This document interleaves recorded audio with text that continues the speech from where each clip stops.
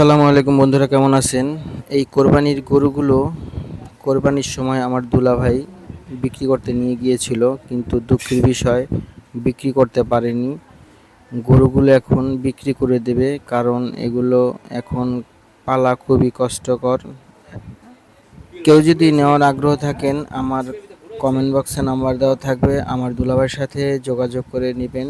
গরুগুলো মোটামুটি 5 মণ, 6 মণ, 7 মণ এরকম ওয়েটের হবে। আমার ধারণা এর থেকে কম হতে পারে, একটু বেশি হতে পারে। অস্ট্রেলিয়ান জাতের গরুগুলো। গরু দেখতে মাশাআল্লাহ অনেক সুন্দর, কাছাকাছি না দেখলে বোঝা যায় না।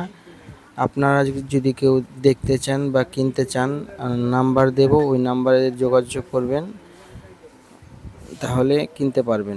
গরুগুলো দেখতে কেমন লাগে কমেন্ট করে জানাবেন। সবাই পুরো ভিডিওটা দেখবেন, দেখলে বুঝতে পারবেন গরুগুলো দেখতে কেমন। ভিডিওটা আমার অনেক লম্বা হয়ে গেছে যদিও, তারপরও আমার ইচ্ছা গরুগুলো বিক্রি হয়ে যাক, কারণ এগুলো যখন কোরবানির আগে অনেক খাওয়াইছে, এখন তো ওরকম খাওয়া দাওয়া দিতে পারতেছে না।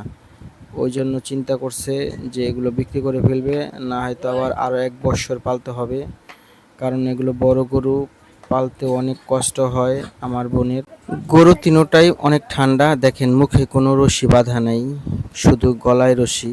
কারণ এই বড় গরু যদি মুখে রশি না থাকে তাহলে এগুলা পালতে অনেক কষ্ট হয়, অনেক ঠান্ডা, এই জন্য মুখে কোনো রশি নেই, গলায় রশি বাঁধা।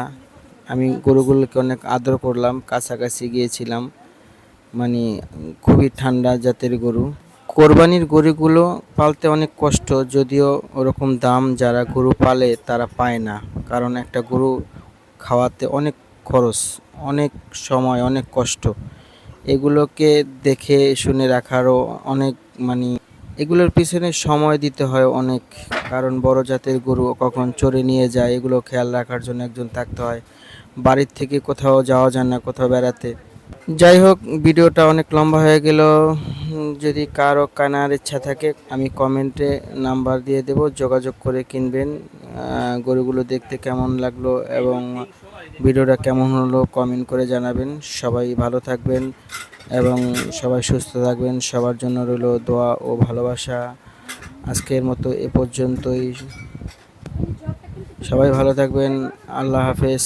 আসসালামু আলাইকুম রহমতুল্লাহি ওয়া বারাকাতুহু। যে স্বপ্ন নিয়ে ব্যস্ত থাকে, যে নিজের স্বপ্ন পূরণ করবার জন্য ব্যস্ত থাকে, দুনিয়া কে তারে ভালোবাসলো, কে তারে মূল্যায়ন করলো, কে করলো না, এটা নিয়ে সে কোনো পরোয়া করে না। বিকজ সে জানে যদি আমি আমার লক্ষ্যে পৌঁছাতে পারি, যদি আমি আমার স্বপ্নকে বাস্তবায়ন করতে পারি, আর যে মানুষটা আমাকে অবহেলা করছে এর চাইতে হাজার হাজার